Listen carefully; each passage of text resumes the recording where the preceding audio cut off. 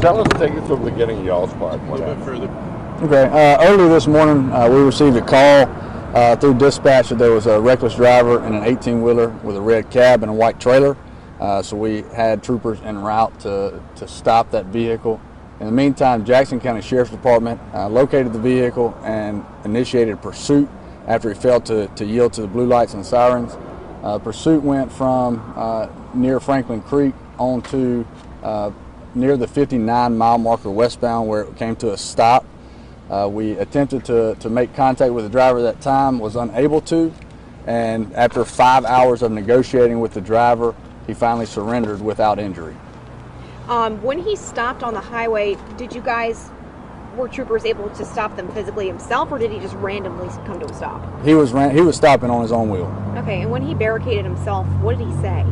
He wouldn't speak to us out loud. He had conversation with Jackson County Sheriff's Department through phone. What was he saying? I'm not sure. Okay. Can you talk a little bit about how you were able to get him out? I mean, what did he finally just give up? Did you off or something? What did you say? Jackson County Sheriff's Department handled the negotiations on scene, so I have little information on that. Whenever they got to a point near the end of the standoff, he made his own decision to step out. So what they were talking about on the phone, I'm not sure. It was a phone negotiation.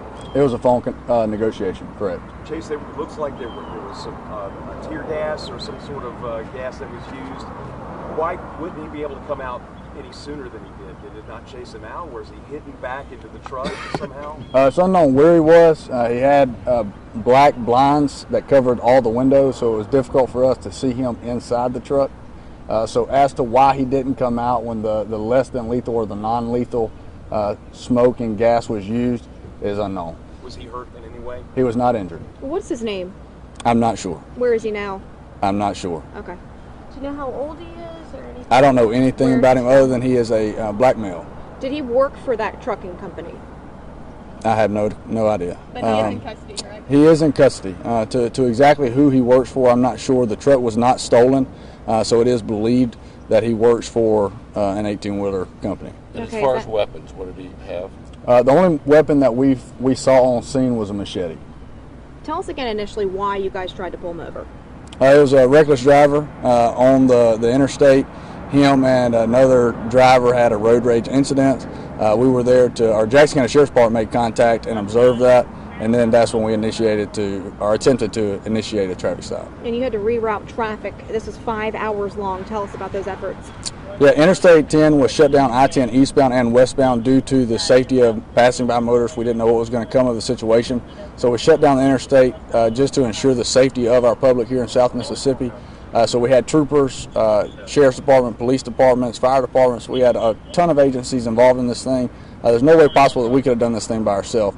And they all assisted in diverting traffic for us. Chase, there was another car that was injured or wrecked. There was a wrecked car there. Do you know anything about that? That was a crash on the eastbound side of the interstate. We had one of our law enforcement officers, not from the Highway Patrol, but another agency, was trying to assist and get to the scene, and he was rear-ended by another vehicle. And that was the only other car that was involved in any kind of accident or wreck, correct?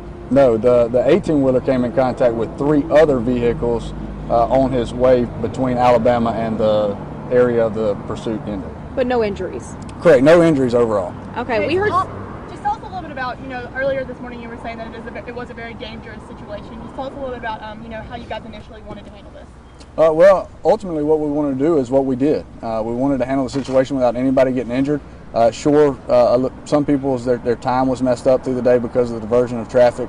However, at the end of the day, we did exactly what we planned on doing, with him surrendering without incident.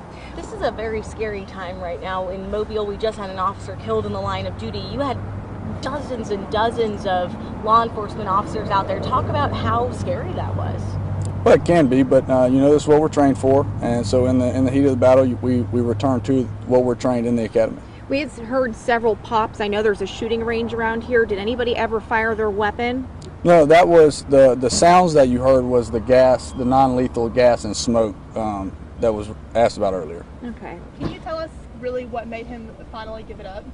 I can't. I'm not sure what was going through his mind to cause him to stop between the time he initiated law enforcement and the time that he came to his final, where the pursuit ended or what caused him to come out. I'm not sure. I haven't had an opportunity to talk with him yet. Can you clarify the whole machete ordeal with initially finding out he had a machete to, him pulling over with the, on the phone? How did that all happen? Just to reiterate or clear things up. We knew that he had a machete because when he got into his vehicle after he was first contacted by law enforcement, it was seen. He never threatened us with it or caused to do harm to himself or us with that. He just had it out, or he just had it in the truck, and we didn't know what his intentions were. We didn't know what else he had in the vehicle. The unknown is what caused us to use so much caution. So you pulled him over. Was he compliant? Was he emotional? Can you tell me anything about that? As far as his emotions, I don't believe I can comment on that. But he was very compliant. He listened to every command that we gave him. Once we were able to receive contact with him face to face, he was very cooperative with the commands that law enforcement was giving him. What agency is going to formally charge him? I'm sure that there will be several agencies charging him. Okay. Did you get some kind of heads up from Alabama? This guy's on his way towards you? Or what can you share with us about not to my knowledge. To my knowledge, we did not receive any heads up from Alabama, but I don't believe also that they even had contact with him in Alabama. Were they pursuing him across the state lines? No. And you said he didn't threaten anybody with machete? Correct. Where's that machete now? I assume it's taken. I'm assuming it's at the scene. Okay. What are they going to do with the truck? That was another thing I wondered. Is who's somebody get in it and drive away? For now, they'll tow the truck Okay. to a location until the company can decide and law enforcement can decide what happens next. Sergeant Chase Elkins. Master Sergeant Chase Elkins, yes, sir. Jason, is this one of the longest standoffs that you've had to deal with? If this is like, what, 4 or 5 hours now? 5 hour standoff, yes, sir. Is it one of the longest? As far as statistics, I'm not sure. It's the longest that I've been involved in, yes, sir. Anything else you want to say you feel is important? I think that's it. You got anything?